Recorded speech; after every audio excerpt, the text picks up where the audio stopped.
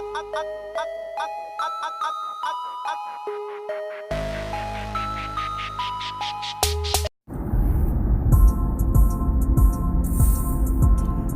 what's going on, everybody, man? Thank y'all for tuning in to another brand new episode at Chessmove Radio. I am your host for today. And today's topic, man, we're going to be talking about the promotion of drug culture.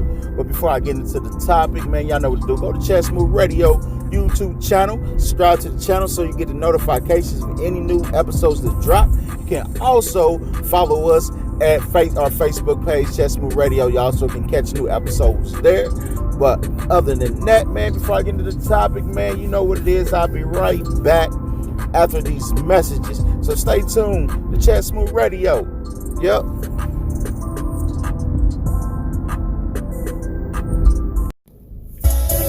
If you've been looking to secure your future financially, no reason to look any longer. My Future Investment will take care of you. All you have to do is hit up myfutureinvestment317@gmail.com and we will handle the rest. No further looking, no longer looking. We have you. All you have to do is email us your name, your number, and it's a good time to contact you and we will handle the rest for you. Remember, that's myfutureinvestment317@gmail.com.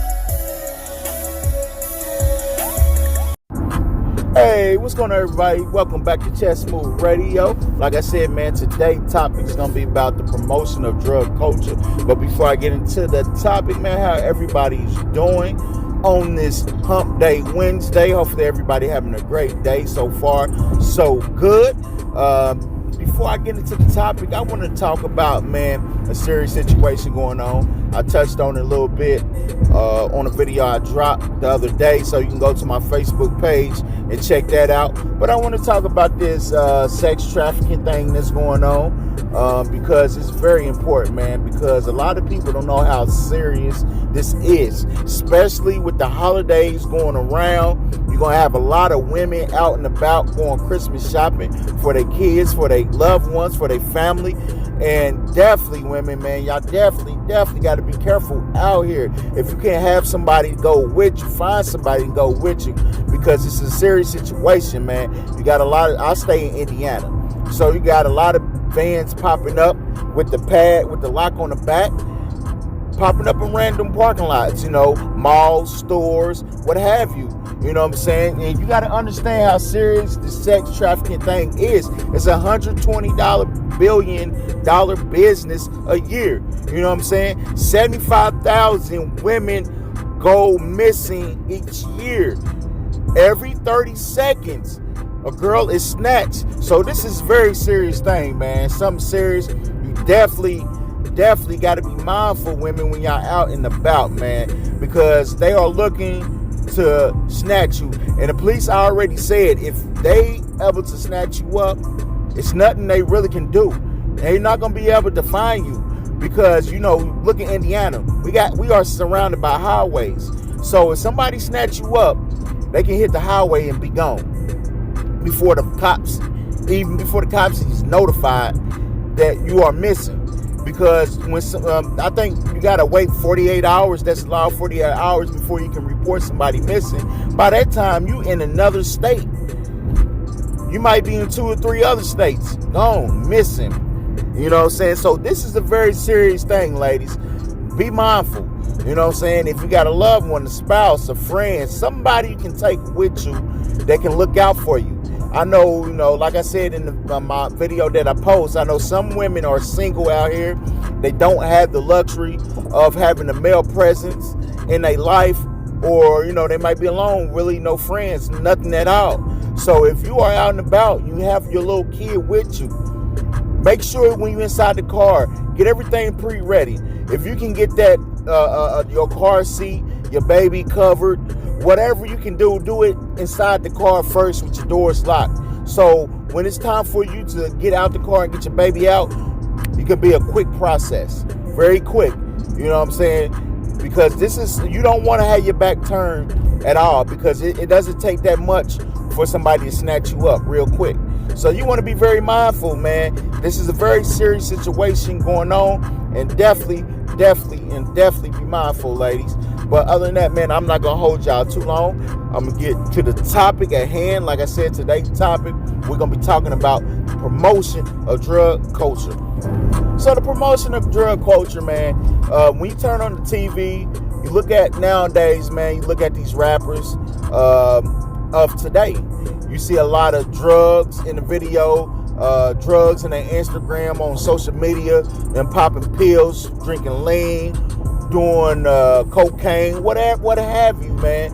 Whatever it is their choice of drug, that's what they are doing. And what people don't understand, man, this is a very serious thing going on right now. The promotion of drug culture. See, back in the day, back in the 90s, the 80s, when, rap, hip-hop first started, it was all about conscious rap. It was all about competition. You know what I'm saying? The rap had a message to it. You know what I'm saying? Everybody was, you had more unity. You know what I'm saying? People was rapping about something, about the way they came up, the way they were living, what they was raised up around. You know what I'm saying? That's what rap was about back in the 90s. You know what I'm saying? Was more, conscious. People rap more against and fought against white supremacy. It was more of a thing of, battling each other. You know what I'm saying? It was really, don't get me wrong, you had rappers that probably was, doing drugs, but it wasn't promoted like it is today in these videos or these posts that rappers are posting up. We just seen, a couple days ago, this rapper named, call himself Juice WRLD. He goes by Juice WRLD. He ended up dying because he swallowed a large amount of pills. It was said that, I don't know if he was trying to get those pills on the plane and he thought of swallowing and be able to hide them, but he ended up killing himself. But before that happened, he was already on drugs. And it was said that, I guess he posted or said that Future was his influence. You know what I'm saying? He thought it was cool by seeing Future doing it. And what people don't understand, man, this is like a domino effect that's going on with our young guys out here, man. You know what I'm saying? With the next generation that's coming up, we got to be a positive role model for them. And by nowadays that you're seeing rappers doing a lot of drugs, you got guys right now, you know what I'm saying, they take on that. Because when I was growing up, looking at rappers, we seen how rappers dress. So we rappers back in the day, they wore a lot of baggy clothes. They had a different type of swag to them, and that's what we gravitated towards. You know what I'm saying? So nowadays, you got these young kids, the millenniums growing up, they looking at these rappers, and they imitating these rappers. So they thinking popping the drugs, doing the lean, doing all these different little pills. They think that's what's in, that's what's hip, that's what's hot. You know what I'm saying? So, and it's killing them. We got too many young boys out here dying of drugs, drug overdose, leaning. You know what I'm saying? Popping these pills, and it's killing them because this promotion of a drug culture, man, it definitely got to go.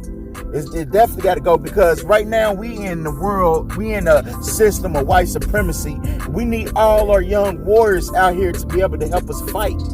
You know what I'm saying? Be able to help us fight the system. But it's not going to help when you have a lot of young ones out here, man, on drugs, popping lean, popping pills. That's not going to help whatsoever. You know what I'm saying? We got too many young ones dying, and some of these young ones got kids. So understand what's going on. You got these young ones, they out here doing these drugs, and they got kids at home. So what you think is going to happen to the kids? It's a domino effect on the family. Not even so much of them having kids. They have loved ones who care for them. They have mothers and fathers out here that care for them. So they don't understand what they do to others when they out here and they overdose on these drugs, what kind of strain they put on their family, what kind of strain they put on their wife, what kind of strain they put on their girlfriend. You know what I'm saying? They don't understand the effects that it have. And you got to understand, man, this is a serious thing going on right now, man. And this drug culture really has taken a hold. Like I said, you see a lot of rappers like Future. French Montana talked about it. He's like, man, I had to realize, man, I had to get, some type of help because I had a drug addiction problem, you know what I'm saying? Doing what I was doing. And you see, like I said, you see Future out here, leaning, popping pills. All these rappers that you see, every time you turn on the TV, you hearing rappers talk about what type of drugs they doing. You know what I'm saying? That's the new thing going on. The money, the women, the drugs, the party life. And when you a little boy and you looking at this at home, psychologically, what you think of that type of effect they have on them when they looking at this? And they looking at, say, for instance, like I said, I'm going to keep using Future as an example. Somebody, a little boy growing up, looking at Future as being their favorite rapper, and they seeing Future leaning, codeining, and popping pills, and doing all the type of different drugs. What you think psychologically, what that's going to affect is going to have on a little boy? It's going to have a major effect on a little boy because he going to feel like, oh, this is the hip thing to do. I see Future doing it. So this is what I'm going to do. I'm going to start using these drugs. And don't get me wrong, some of these rappers, you know what I'm saying, that's not big time, you know what I'm saying, coming up behind other rappers that are their favorite idol, they look up to, you know what I'm saying, but at the same time, you don't know, on the other hand, what these young guys is going through. You know what I'm saying? Some of these young guys came up rough. They going through something, a sort. It could be something that happened in their childhood, and we got to speak on it. You know what I'm saying? Serious situations going on, and they using drugs thinking that's going to help them cope through the problem, which is not going to help you cope through the problem. It's just going to add to the problem.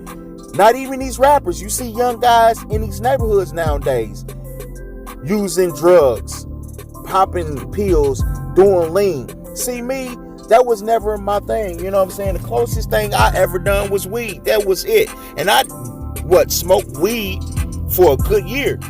I ain't smoked weed since 2006. You know what I'm saying? Because that wasn't my thing. I tried it. That wasn't my thing. You know what I'm saying? Weed made me too paranoid. And I don't like that feeling. I like to be on my P's and Q's when I'm out and about. I like to be able to be aware of my surroundings. I'm very observant when I'm out and about, and me being high wasn't my thing. You know what I'm saying? I couldn't be on my P's and Q's. I couldn't be focused like I wanted to be focused. So I had to definitely stop doing, smoking weed, because that wasn't me at the end of the day. Like I said, I didn't smoke weed since 2006, but other than that, I never had no desire to do other drugs. I never bowed down or fell to peer pressure whatsoever, because I seen other people do drugs that make me want to go do drugs, because I seen rappers do drugs that make me want to go do drugs. You know what I'm saying? Like, for instance, my favorite rapper is Pimp C. Pimp C, he drunk a lot of lean, but that did not make me want to go do lean whatsoever. I never did lean the day of my life. I never did any crack, cocaine. I never did any pills. I never done none of that, because I never fell to peer pressure. That was never my thing, man, at all. You know what I'm saying? Like I said, it's to each his own. It's to each his own. This is no judgment zone. I'm not trying to judge anybody who did drugs, who fell to peer pressure, who tried anything in life. You know what I'm saying? But I'm just saying, that wasn't me. So you got a lot of young guys out here, man. Like, when I be out and about, I see a lot of guys, you know what I'm saying, strung out on drugs. A lot of guys out here, high off of pills, you know what I'm saying, high off of codeine, lean, you know what I'm saying. And this thing is getting serious, man. It's getting very much serious. Like, a couple times I went downtown to the club. I'm seeing young guys who are young, who's homeless, who look like they strung out on drugs. I'm like, man, what is going on? And it's a thing we got to start talking about. It's the thing that we got to address in our culture. It's something that we got to, in our society, we have to address. I'm seeing too many young black guys out here, man, strung out on drugs. And I'm like, man, what is going on? What is happening in these households? What is happening within these communities? And like I said, man, the communities nowadays is a patriarch. It was set up to be controlled by the women now. These neighborhoods, the hoods, are set up for women, children, and possibly old people. Men, by design and government, by law, are not allowed in these neighborhoods because, you have welfare, you have all these different little things going on. And if you are a guy and you still in the hood, it's going to be three things that's going to happen to you. You either going to be dead, strung out on drugs, or you're going to end up being locked up. That's what the type of results that you're going to get if you're a guy and you still in the hood. That's what's going to happen because, like I said, the hood is designed for women, children, and the elderly. That's it.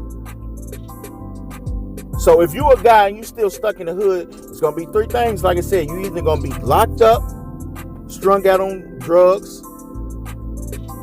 or you're going to end up dead. That's it. I've seen it too many times at all.